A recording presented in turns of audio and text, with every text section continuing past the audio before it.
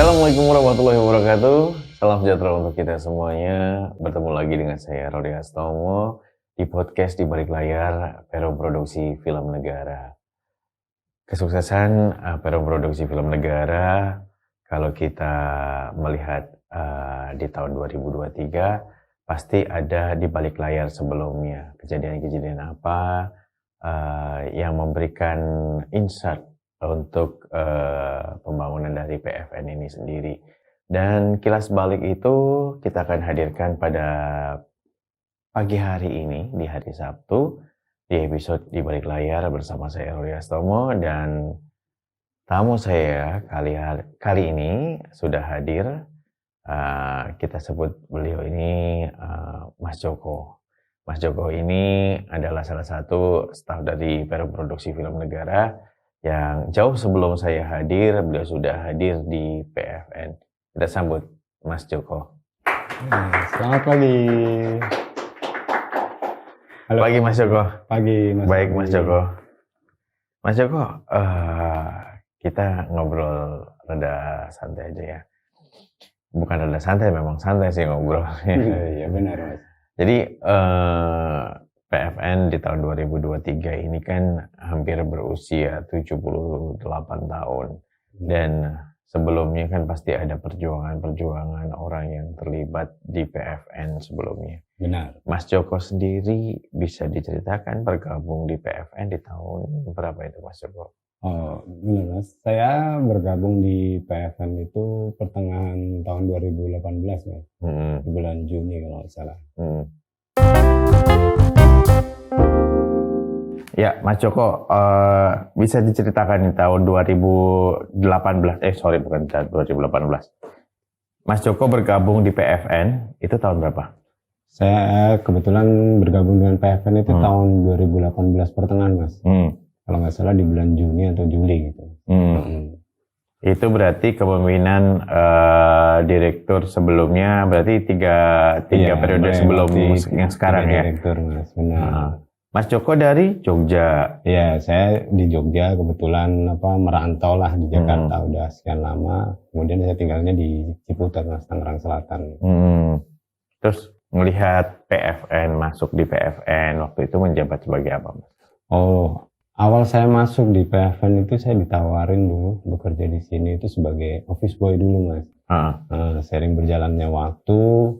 Karena emang waktu pas saya datang di PFN itu emang dulu tuh karyawannya emang baru sedikit Mas. Kebetulan kebutuhan dari produksi itu meningkat. Nah akhirnya saya di hire untuk membantu di support produksi sampai sekarang. Melihat PFN dari tahun 2018, 2019, 2020, 22 sampai 23, perubahan apa yang dirasakan Mas Joko dari tahun 2018 menuju 2023 yang sudah masuk ke bulan Mei sekarang? Perkembangannya sih sangat signifikan nih Mas, dari tahun ke tahun tuh, cuman mungkin ada sempat tersendat beberapa kali gitu. Cuman akhirnya kita udah berkembang secara signifikan waktu itu sampai sekarang, dan hal-hal baru juga ada gitu Mas. Jadi dari segi salary pun juga udah mulai membaik, dari perubahan dari gedung PFN pun juga sudah mulai sangat membaik juga Mas. Gitu. Hal apa yang membuat maksudnya dulu kan 2018 keadaannya nggak seperti ini ya, masih keadaan ditinggal hampir sekitar 25 tahun oleh era sebelumnya, karena Departemen Penerangan kan dibubarkan. Dan PFN ini dulunya adalah salah satu bagian dari Departemen Penerangan. Dan kemudian dari 400 karyawan itu kalau kita menoreh ke belakang, di balik sebelum PFN ini berdiri ada 400 karyawan ada di PFN. Dan itu ditinggalkan semuanya. Kondisi keadaan gedungnya dan lingkungan seperti apa? Jadi waktu saya pertama kali datang itu emang juga jadi heran juga sih dengan sekelas PFN yang dulu notabene punya nama besar. Cuman pas saya datang itu emang sedikit memprihatinkan sih Mas. Dari beberapa gudang, masih banyak gudang dan ruangan-ruangan yang tidak terpakai gitu Mas. Jadi sewaktu saya datang, waduh ini ruangan seperti ini, terus karyawannya juga sedikit waktu itu. Nah akhirnya ya kita pelan-pelan lah Mas, kita perbaiki gitu. Pernah mengalami hal aneh? Kalau dulu sih sering Mas, ya. Karena ya gimana ya, namanya udah ditinggal sekian lama gitu kan, ya horor-horor sedikit udah pasti lah kalau orang tua emang. Cuman ya saya itu waktu itu kesini ya ibaratnya kayak dibilangnya kayak pencari harta karun gitu ya, karena ada teman-teman dibilang, wah kalau lu bisa nemuin sih barang-barang seperti ini nih. Dari seluruh gedung PFN ini kan dulu kan emang buat perkantoran Mas. Jadi tiap-tiap ini itu untuk apa, gedung apa, divisi apa gitu kan. Nah, disitulah kita ibaratnya kayak setelah nggak dipakai sekian lama, akhirnya kita datang lah di situ, kita cari ada apa sih di sini, ada apa, karena kan waktu itu emang housekeeping kita disuruh membersihkan sebagian gudang-gudang yang sudah tidak terpakai gitu. Dan disitulah banyak sekali aset-aset PFN yang sudah dibilangnya udah lama tertimbun di situ gitu Mas. Akhirnya kita gali lagi, oh ini apa sih barang gitu. Jadi waktu itu saya di situ saya menemukan sebuah kepingan kaset, ada Nagra ya kalau bilang orang-orang produksi itu untuk audio visualnya, terus nemuin kamera-kamera jadul, meja editing segala macam. Nah akhirnya dengan melihat barang-barang yang vintage atau klasik itu, biarpun saya emang nggak ada basic di situ ya Mas, saya melihat tuh suatu barang yang unik gitu, makanya saya ini barang unik, saya kumpulin, saya bersihin. Nah waktu itu kan ada juga sih di produksi namanya Mas Suno itu memberitahu saya juga, misalkan ada barang-barang yang sekiranya unik menurut kamu atau vintage atau merupakan bagian dari alat-alat produksi zaman dulu, kamu bisa taruh di sini gitu. Jadi salah satu gudang untuk kita bersihin atau kita perbaiki lagi gitu. Jadi memang tahun 2018 keadaannya memang sangat memprihatinkan. Benar sekali Mas. Tidak ada yang merawat dan tidak ada yang membersihkan, dan ketika dibersihkan ditemukanlah barang-barang tersebut. Benar. Dan sekarang barang-barangnya masih ada semuanya. Ya alhamdulillah dengan manajemen yang terbarukan sekarang nih Mas, itu kita membuat mini museum lah ibaratnya, sambil mendata aset-aset yang terdahulu gitu kan.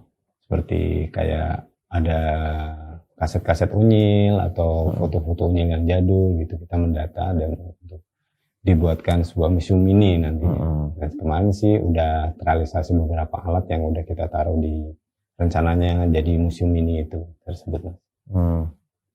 Dan memang ini kita harus sadar diri ya, maksudnya pegawai itu atas perintah atasan memelihara barang tersebut untuk di-keep kembali di PFN gitu ya. Iya Mas. Dan waktu saya lihat kalau di YouTube atau di sejarahnya banyak dulu kayak ruangan yang disebutnya X-Lab kayak gitu ya, itu buat pencucian siluloid pertama di Indonesia. Itu masih ada atau sudah nggak ada? Waktu saya bergabung itu keadaannya udah memprihatinkan sih Mas, jadi mau nggak mau itu dibersihkan. Karena kan ada beberapa yang berkarat, ada yang rusak, yang udah emang nggak layak dipakai gitu Mas. Makanya kan kita mensortir dari barang-barang tersebut. Dan itu ada bahan-bahan kimia juga ya? Soalnya dulu masih kental banget tuh kalau kita datang ke lab itu membersihkan beberapa barang itu atau mengambil suatu barang yang ada di situ untuk kita taruh di museum, itu emang bau-bau X-Lab-nya, kimianya masih kental banget.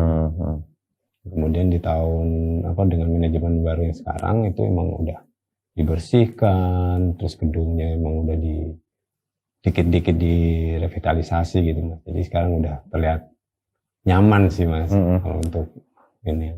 Ya, dari office boy lalu jadi tim produksi. Berarti sekarang sudah bertambah ilmunya dari 2018 sampai 2023.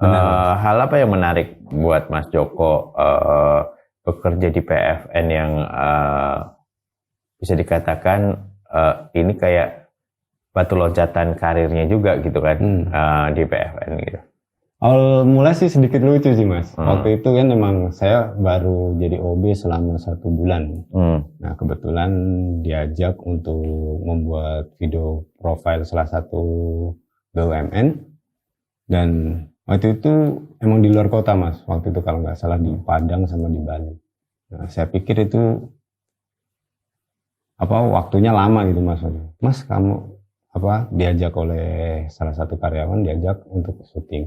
Pas syuting itu dibilangnya, pas mau berangkat dibilangnya, nanti kamu berangkat ikut saya syuting ke Padang dan Bali. Saya pikir itu dalam jangka waktu yang lama. Oke, saya bilang itu. Pas hari hanya ternyata emang kita itu syuting itu ke Padang sama Bali itu dengan jangka waktu yang pendek, cuma seminggu. Nah, disitulah saya berpikir, wih enak juga ya. Orang syuting-syuting begini, saya juga bisa langsung bisa sekalian piknik atau rekreasi gitu. Jadi saya bisa tahu daerah-daerah di sini, di Padang atau di Bali atau seluruh Indonesia bisa ke tempat tersebut Mas. Gitu. Jadi itulah yang mendasari awal-awal saya merasa, kayaknya diproduksi itu enak ya gitu. Gitu sih. Cuman berjalannya waktu emang diproduksi sebenarnya bukan basic. Nah mau nggak mau kita harus mengupdate diri Mas. Baru banyak belajarnya dengan senior ya. Nah, dari alat-alat tersebut pun yang saya temukan yang dulunya saya nggak tahu nih. Setelah berkenalan dengan beberapa narasumber yang valid gitu, dengan mereka yang mengetahui alat tersebut, ternyata wow, ini alat zaman dulunya emang gila nih. Iya. Harganya beratus-ratus juta. Nah sekarang kemarin saya temuin cuma mengonggok di satu gudang gitu kan. Wah, saya merasa gimana ya, kayak bangga aja bisa merawat barang tersebut Mas. Gitu. Itu sih. Ya bahkan tamu tempo hari itu dari Eagle Award kalau nggak salah. Dia itu sangat appreciate dengan barang-barang yang ada di PFN. Karena barang-barang ini memang bahkan di pabriknya sendiri itu sudah nggak ada barang itu. Benar. Dan kayak kamera-kamera yang zaman dahulu berbeda dengan kamera-kamera yang sekarang. Ini kan pakai kaca ya. Ternyata kamera zaman dahulu itu pakai kristal batu gitu. Yang artinya luar biasa. Berarti kalau batu kristal bisa kita jual ya. Yang benar nih Mas. Jadi memang kualitasnya berat dan memang bentuknya juga klasik gitu kan. Bagaimana perjuangan orang membuat film zaman dulu itu tidak semudah zaman sekarang. Benar. Ya, kalau zaman sekarang kan ada teknologi yang sudah pakai file kayak gitu kan. Kalau zaman dulu kan harus bawa gotong-gotong satu tempat ke tempat yang lain pakai kamera yang menghasilkan celluloid itu tuh yang diputar dulu dan lain sebagainya. Alat putarnya pun ada loh kayak di sini ya. Iya Mas. Jadi ya alhamdulillah pas saya nyari harta karun tersebut, aset tersebut itu emang ya beberapa barang tersebut emang buat produksi zaman dulu analognya itu masih zaman analog gitu. Dan saya berpikir orang-orang dulu itu termasuk orang-orang yang hebat, tangguh, kuat, karena barang-barang yang tersebut itu dibilangnya dari segi kualitasnya bagus, dari barangnya pun juga berat-berat Mas. Ya kayak misalkan kayak tripod aja, wah tripod kayu nih, ngenteng-ngenteng ke sono, belum kameranya itu berapa kilo Mas, bisa ada yang 5 kilo. Kalau sekarang kan aluminium ya. Sekarang mah tinggal tenteng satu tangan bisa Mas. Kalau dulu berat sekali Mas. Dan itu awet banget. Dari tahun, andai kata itu kita tahun 45 atau 50, berarti kan hampir 70 tahun ya, tripod ya, masih bisa berfungsi. Benar. Tapi kamera-kamera yang sudah ditemukan itu sudah nggak bisa berfungsi lagi ya memangnya? Iya. Karena listrik dan energinya juga berbeda kan? Iya, karena kita nyari source dari kepingan-kepinginan dari komponen si kamera tersebut mungkin udah tidak ada, Mas. Jadi saya juga lagi mencari-cari siapa sih yang bisa sih untuk menservis kamera tersebut, atau ada beberapa aset kaset unyil itu yang Betacam-nya untuk buat ngeplay si kaset tersebut, Mas. Karena kan memang kalau disiarkan udah under banget ya Betacam itu. Teknologinya maksudnya berbeda dengan teknologi yang zaman sekarang yang udah digital semuanya kan.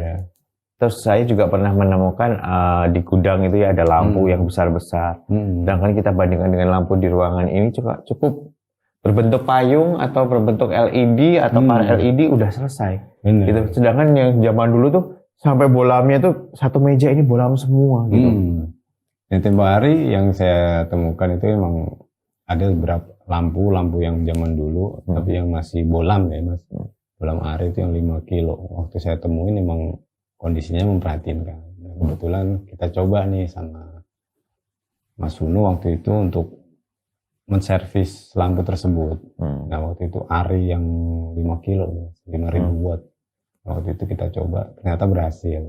Nah kita udah, ibaratnya udah menservis lampu yang besar-besar itu ada sekitar 5 atau 6 gitu, Mas. Kita udah benerin, tapi ya masih bolam, belum yang model sekarang LED tersebut. Jadi kalau misalkan itu lampu dinyalakan, wah, ngabisin listrik, terus udah gitu efek cahayanya juga berbeda ya?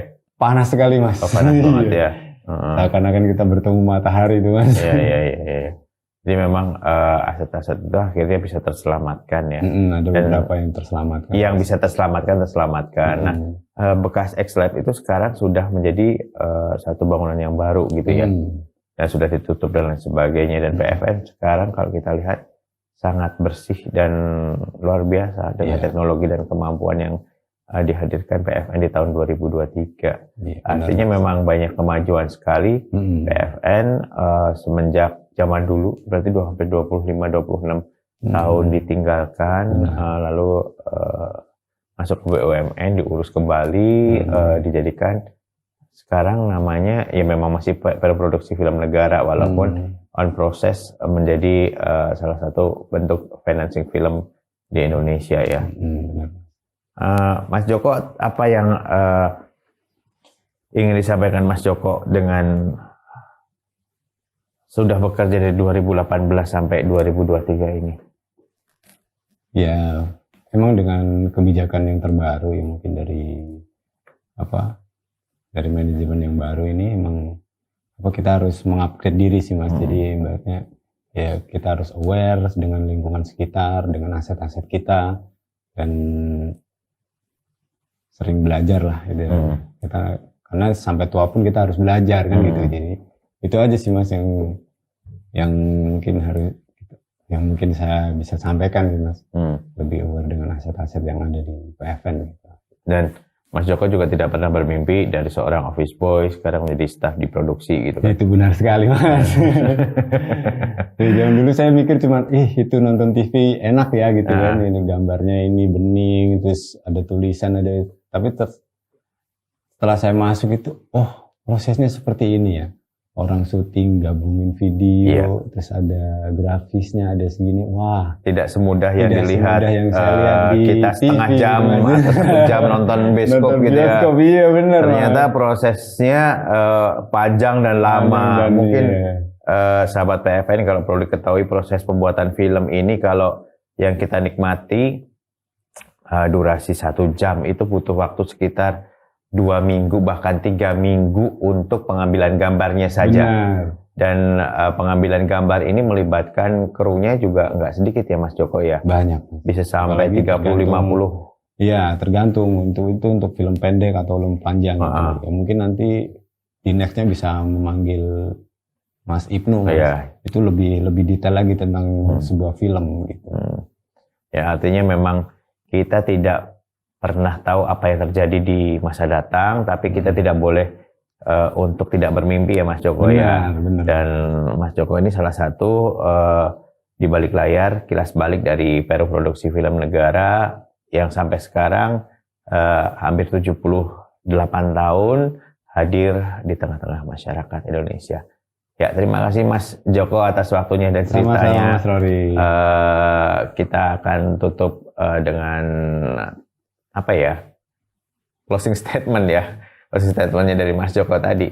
Jangan pernah berhenti untuk bermimpi, dan dari mimpi itu akan menjadi suatu kenyataan, dan selalu belajar walaupun kita masih di usia sampai sekarang dan akan datang. Akhir kata, saya mengucapkan terima kasih sekali lagi Mas Joko, terima kasih.